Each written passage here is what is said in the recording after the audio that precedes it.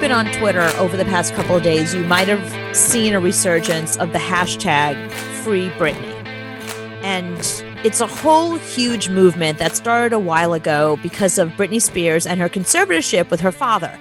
Now, for now, it's been a lot of rumors and innuendo. People around her have been saying things, and there's certain podcasts that, like, her brother had gone on one, and another podcast got an anonymous call from somebody who allegedly was on the legal team, but you can't verify that. It could just be some rando, you know? Mm-hmm. So we don't really know for sure. Britney has not come out and told us that she's being held captive by her father or that the conservatorship is doing terrible things to her psyche. We don't really know. All we know is what is in legal documents and what her father ended up doing. So her father took over conservatorship after having no part of her life whatsoever. Mm-hmm. As she was launching her career, he had nothing to do with her. The only comment he ever made was to her record label. He said, "Make her a lot of money. I want her to buy me a boat." That was the only thing he said. And everyone in her life hates him. So he insists on having her come back. She goes to high school in wherever the hell she's from, Louisiana, Georgia, whatever. Mm-hmm. Then she finally makes it big. And suddenly, as she's starting to make it really big and making more and more money and getting like really famous, her father appears out of nowhere. And suddenly he wants to take over her life. And she's mentally unstable and she needs a 5150 and all these things that are like coming out of nowhere. So the New York Times does this really in-depth investigation, like, you know, the same way any other documentary people do, where they really dig deep. And they came out with this documentary called Framing Britney Spears, which really sets the argument that she's been mentally fine. The paparazzi kind of wore her down a little, and her marriages and just the normal stuff that you kind of go through and the fame and whatever, but that she wasn't the mess that people thought she was or people said she was. It was all a construction of her father putting out that narrative to make it seem like she's a total mess and she needs a conservatorship so he can take her money. And yeah, but she did lose her mind for a little while and beat up cars with umbrellas and shaved her head. And okay, I'm glad you brought that up because they go into that in the documentary. And what they were saying was she was constantly being followed by the paparazzi, and it was really wearing on her. And she shaved her head as a symbolic gesture to be like, I'm done. Don't look at me anymore. Like, stop it. It wasn't that she had gone nuts. It was like symbolic. It was like her taking back her life.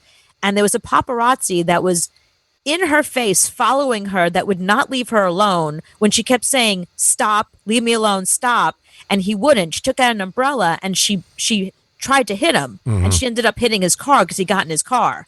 And they interviewed that guy. And he said, you know, every time I said to her, "Do you want us to leave you alone?" she'd be like, "Well, for now." So it didn't seem like she wanted us to leave her alone for good. It just seemed like that day was not a good day. It's like, no, every time Britney Spears was asked about that, she was like, she would start crying and be like, I'm inundated. They're in my face constantly. I have no life. I can't go anywhere.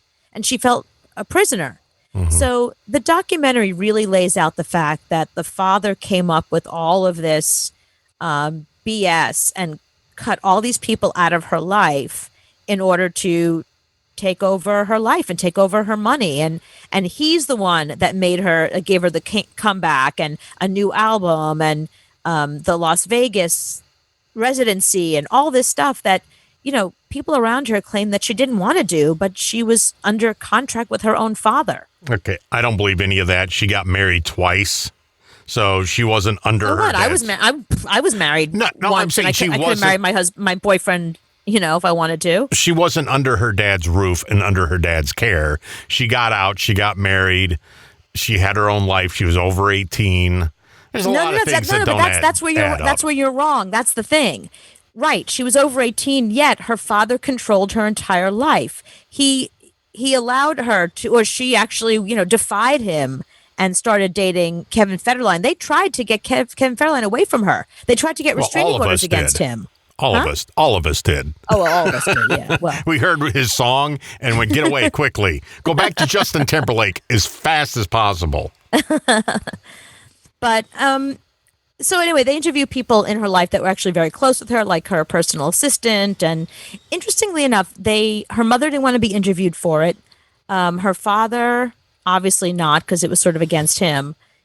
Her brother and her sister didn't want to be interviewed for the documentary, but they do have footage of them talking about it. And they do make it seem like Britney was basically being held prisoner by her father. So Jamie Lynn came out to say Dad was a nightmare. Jamie Lynn had the same problem. Oh, okay. She had the same thing where the father was like keeping her under his thumb, and she had her own problems with him.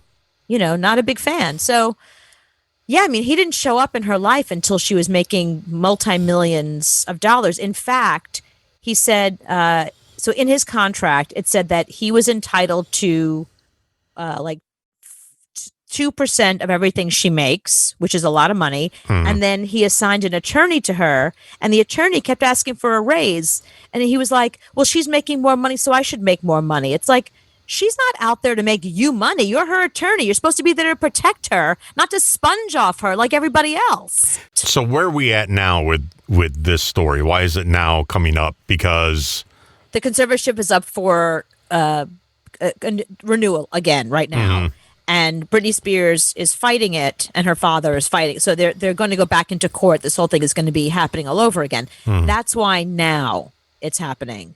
Okay. And just so you know, conservatorships happen all the time, but like 99.9% of them are for if you have a family member that is mentally impaired or has Alzheimer's or dementia or some reason why they can't take care of themselves or they can't function.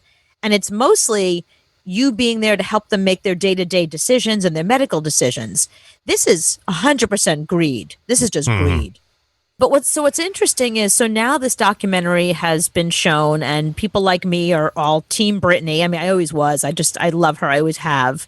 But now it's brought up the Free Britney movement all over again.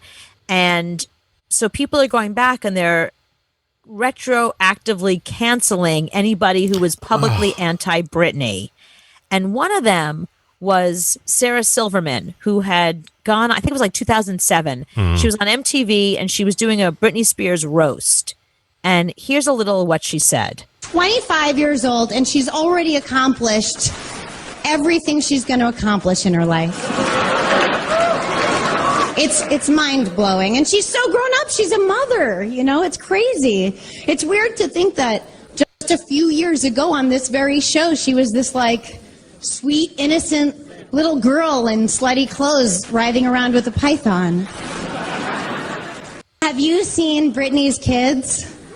Oh my God. They are the most adorable mistakes you will ever see. Wow. They are so cute. When you think about it in the 2021 lens, that's a very offensive. It's one thing to be roasting somebody. It's one thing to be a comedian, but that's a whole level of offensive, calling somebody's children mistakes. Yeah, that's kind of wrong. Yeah, that's harsh. I mean, I'm all for comedians saying whatever they want. It's comedy. It's okay. I'm not into cancel culture at all. And I don't think you should cancel Sarah Silverman.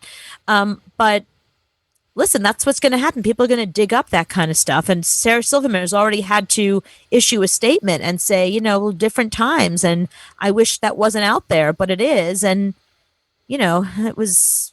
Wow. She sort of apologized. Wow. Comedians don't do that. Well, she didn't really. That's what I'm saying. She had to say something because even her, when she looks back, she can see that saying something about somebody's kid is just that's pretty bad. That's wrong. Yeah. I even agree with that. That was wrong. And I love Sarah. I mean, I think Sarah's brilliant at what she does. But she actually said, I wish I could delete it, but I can't. That's how she phrased it. Yeah. But you're a comedian. I mean, that was the times, and that was the jokes that you wrote for that time.